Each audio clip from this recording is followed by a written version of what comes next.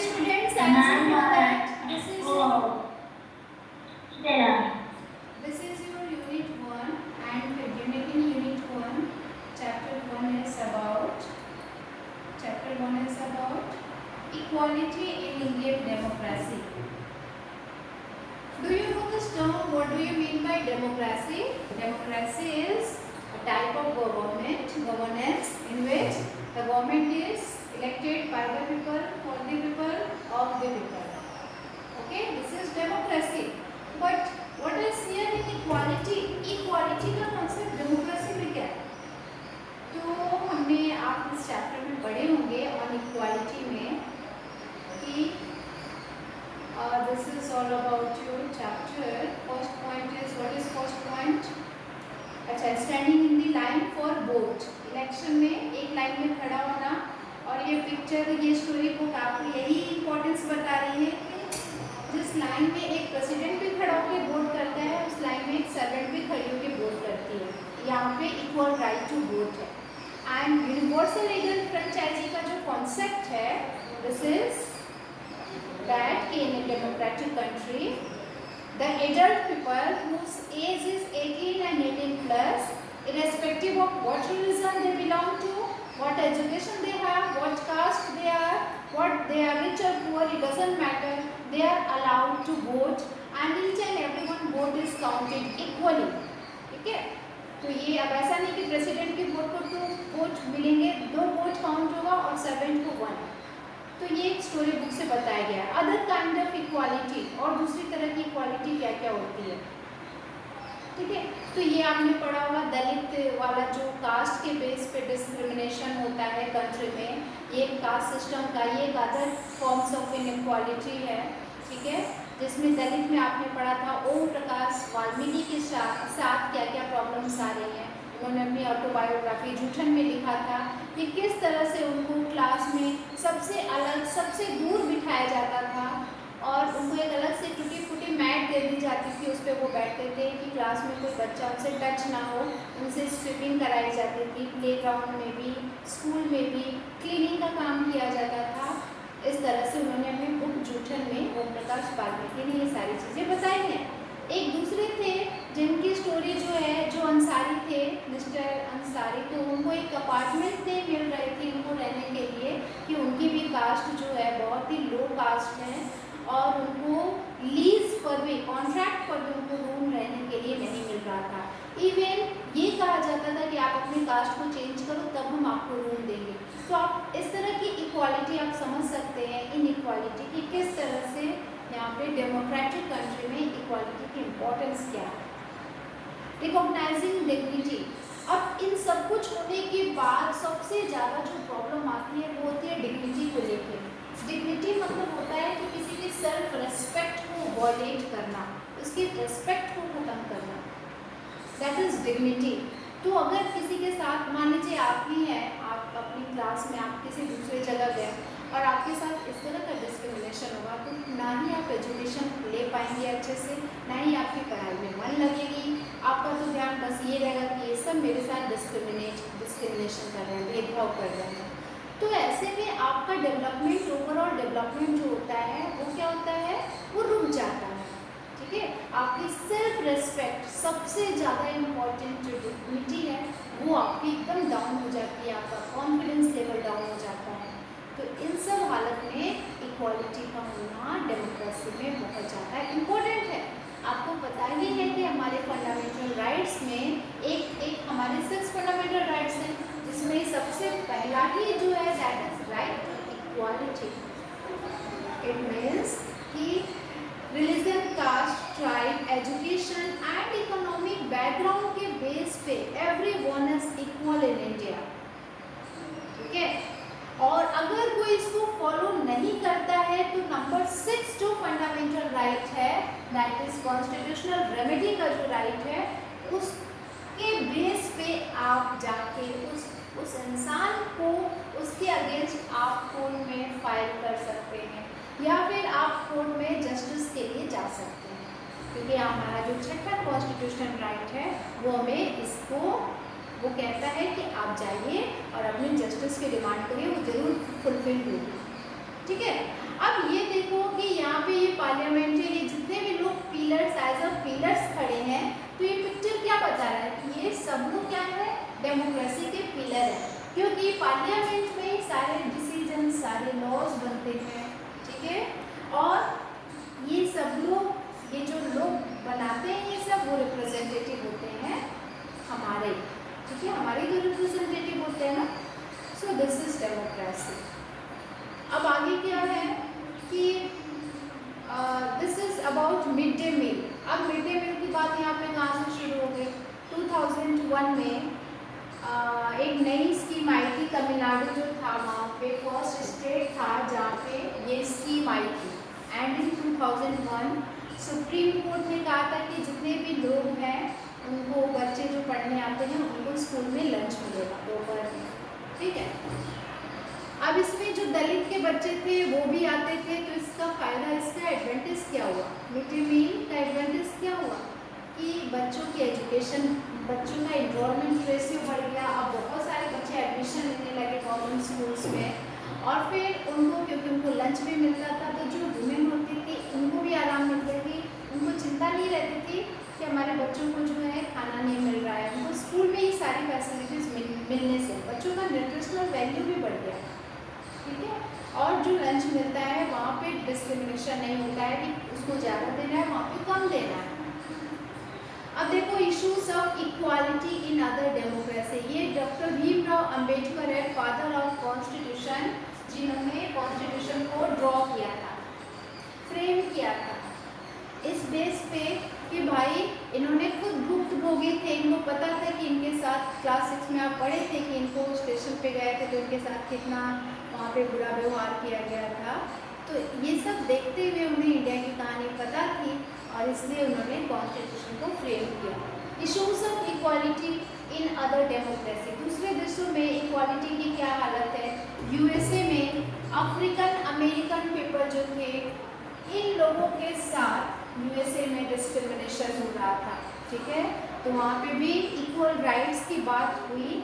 और फाइनली वहाँ भी आप रोज़ा पार्क्स की कहानी से जानते ही हैं कि वहाँ पर भी जो अफ्रीकन अमेरिकन, यही लेडी है रोज़ा पार्क, और ये बस में बैठ के जा रही थी, तो वहाँ पे सिविल राइट्स मूवमेंट शुरू होता है जब कोई ब्रिटिश आके, इंग्लिश आके कहता है कि तुम यहाँ नहीं बैठ सकती क्योंकि you are the African, you are the black, तुम ब्लैक हो, तुम यहाँ नहीं बैठ सकती। इसकी वजह से सिविल राइट मूवमेंट होता है और 1964 से अब वहाँ पे ना ही रेस के बेस पे, ना ही रिलीजन के बेस पे कोई भी डिस्क्रिमिनेशन अब नहीं होता है, यानी कि वहाँ पे इक्वालिटी डेवलप हो जाती है। आर्टिकल 15 है, हमारे कॉन्स्टिट्यूशन में बहुत सारे आर्टिकल्स दिए हुए हैं। अब उसमें क्या है, रिलीजन, रेस, कास्ट, सेक्स, इन सब के बेस पे डिस्क्रिमिनेशन नहीं होना चाहिए, भेदभाव नहीं होना चाहिए। The state shall not discriminate against, ये सब आप पढ़े हैं। अभी हम क्वेश्चन आंसर की बात करेंगे। चैलेंजेस ऑफ डेमोक्रेसी क्या है। Question number 1, in a democracy why is universal adult franchise is important. Anyone? What do you mean a universal adult franchisee class? Do you know?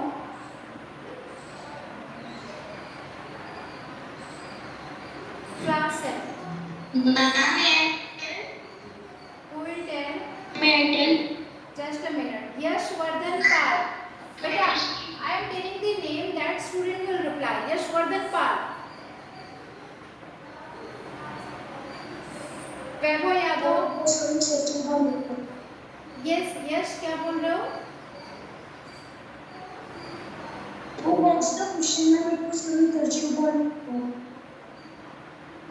It's not clear what you are saying. बेटा come to the next, come to the question. Universal adult franchise की बात मैं कर रही थी। तो यहाँ पे आपको बताइए कि equal right to vote in India, ठीक है, that is called universal adult franchise. अब वहाँ पे क्या होता है कि यूनिवर्सल से राइट टू इक्वालिटी है हमारे कॉन्स्टिट्यूशन में। राइट टू इक्वालिटी के होने से क्या होता है कि सब लोग जो है, कॉन्स्टिट्यूशन में सबको इक्वालिटी है, तो सब लोग क्या कर सकते हैं, वोट दे सकते हैं। एंड यू ऑलरेडी नो कि equality is the base of the democracy, equality is the essence of democracy, ठीक है। तो इससे क्या होता है, डिस्क्रिमिनेशन खत्म होता है और सबकी वोट को, सबकी इम्पोर्टेंस को यहाँ पे काउंट किया जाता है। आप आर्टिकल 15 पढ़िए और दो तरीके जो बताए गए हैं उसको ध्यान से पढ़िए। आर्टिकल 15 आ जाओ, ये वाला जो हम अभी पढ़ रहे हैं।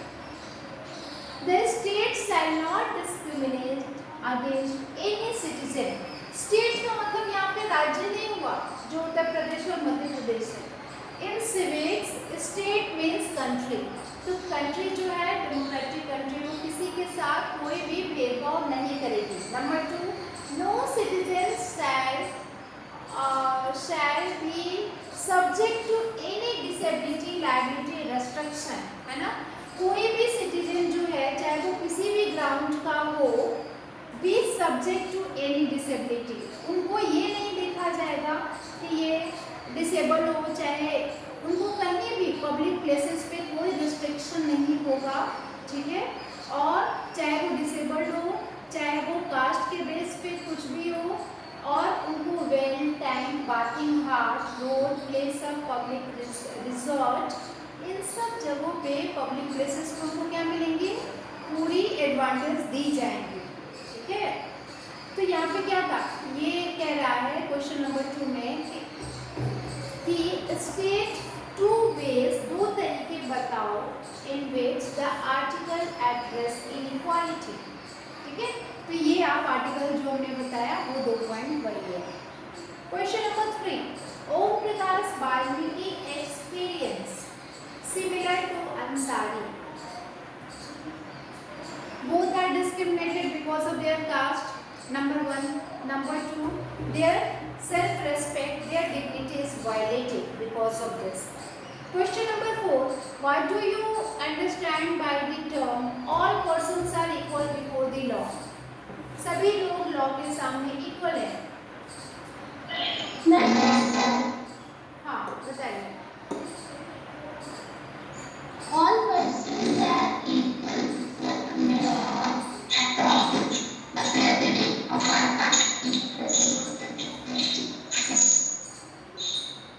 Okay, Isha. Good. Next is Riya.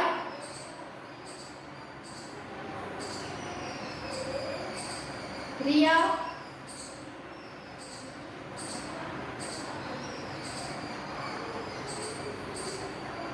Riya, what's your answer?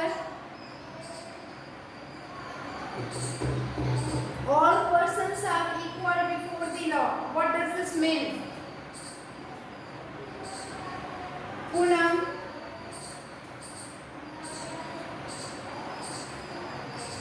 Ma'am, Poonam, what do you mean by all persons are equal before the law? all persons are equal in law because after the issuing of law, everyone understand that we have to be equal and no discrimination against religion, caste, and their birthplace. Very good. Poonam, very good. Okay, come to the next. Question number 5. According to the Right of Person with Disability Act. अब देखो कुछ disability act है, disabled लोगों के लिए बना है। Right of persons with disability act 2016 में persons with disabilities have equal rights, सबके साथ इक्वल राइट्स हैं, and that the government should make possible there full participation. जो डिसेबल लोग हैं उनका भी पार्टिसिपेशन जो है वो फुल होना चाहिए, ठीक है। अब गवर्नमेंट ने क्या किया है, government has to provide free education and integrate children. उनको पहले तो एजुकेशन का फ्री किया जाए। नंबर 2, उनको जो नॉर्मल बच्चे हैं उनके साथ इंटीग्रेट किया जाए, उनके क्लासरूम में इन डिसेबल्ड बच्चों को एक साथ बिठाया जाए, जिससे उनके मन में कोई इस तरह के जो होती है ना, इस तरह की फीलिंग आए कि हम डिसेबल्ड हैं, ठीक है। इसको इंटीग्रेशन एजुकेशन कहते हैं। अब यहाँ पे क्या है कि मेन स्ट्रीम स्कूल्स जो मेन बच्चे पढ़ते हैं, जो ऑर्डिनरी बच्चे पढ़ते हैं, उनके साथ डिसेबल्ड बच्चों को इंटीग्रेट करते हैं। तो ये दो तरीके के जो कि गवर्नमेंट ने ये दिया है डिसेबल्ड बच्चों के लिए. This law also state that which law Rights of Person with Disability Act. This law also states that all public places, includes building schools, should be accessible and providable with ramps. जितनी भी public places है, चाहे वो school हो, hospital हो, इन सब जगहों पे रैम्प्स लगे होने चाहिए. रैम्प्स आप समझते हैं ना, जो आप सीढ़ियों से ना जा करके वो जो स्लोप होता है और एकदम प्लेन एरिया होता है, वहाँ से इनको इस तरह से व्हील चेयर से उतारा जाता है. ठीक है, this is known as ramps. तो ये जो अब यहाँ पे हम देखेंगे कि रैम्प्स में क्वेश्चन आंसर क्या है इस चैप्टर में. Where is the question answer. Okay, question answer तो कंप्लीट हो गया. हाँ, तो यहाँ पे ये है कि जो रैम्प्स है इसकी यूज क्या है. आप इस पिक्चर को देखो, आप इस पिक्चर में देखिए, ये जो बच्चा है, इस बच्चे को व्हील चेयर से ये जो गार्ड है ये लेके उठा के लेके जा रहा है. तो आप क्या देखते हैं, look at the photograph and think about the boy who is being carried down the stairs. Stairs पे बॉय को कैरी डाउन किया जा रहा है. Do you think that above law is implemented here. कि जो ऊपर लॉ बनाया गया था 2016, क्या वो यहाँ पे इम्प्लीमेंट हो रहा है. Do you think this. No. Why. Because there is no ramp on this public place. There is no ramp here. Because although the act state that जो act है Disability Act 2016 वो कहती है कि पब्लिक प्लेसेस पे ramps बनी होनी चाहिए. यहाँ तो रैम्प्स नहीं है, बच्चे को ऐसे व्हील चेयर से उठा के ले जाया जा रहा है. तो यहाँ पे क्या हुआ, गवर्नमेंट लॉ को इम्प्लीमेंट नहीं किया जा रहा. What needs to be done to make the building more accessible for him. अब यहाँ पे क्या करना चाहिए कि जो बच्चा है वो खुद से एक्सेस कर पाए, जा पाए. तो इसके लिए रैम्प्स होने चाहिए. ठीक है. How should this his being carried down the stairs affect his dignity. अब ये लोग जो इस बच्चे को या आदमी को जो कैरी करके ले जा रहे हैं, तो इससे इनकी डिग्निटी हर्ट होती है. कहीं ना कहीं उसके मन में ये आता होगा ना, कह रहे थैंक यू अंकल जी, आपने हम पे इतना ये किया. क्यों, जबकि ऑलरेडी गवर्नमेंट ने कहा है कि ये लोग डिसेबल नहीं है. डिसेबल ऐसे कहा गया है, लेकिन इनको मेन स्ट्रीम में लोगों के साथ जोड़ना है. तो ये क्यों किसी के लिए सिंपैथी ले. इस पे अगर एक रैम्प होता तो ये खुद ही चला जाता, खुद ही चला. पर यहाँ पे रैम्प ना होने की वजह से इसकी डिग्निटी हर्ट हो रही है, इसकी सेफ्टी में भी यहाँ पे रिस्क है. तो this is all about your chapter 1 equality. ठीक है. If you have any problem you can ask here.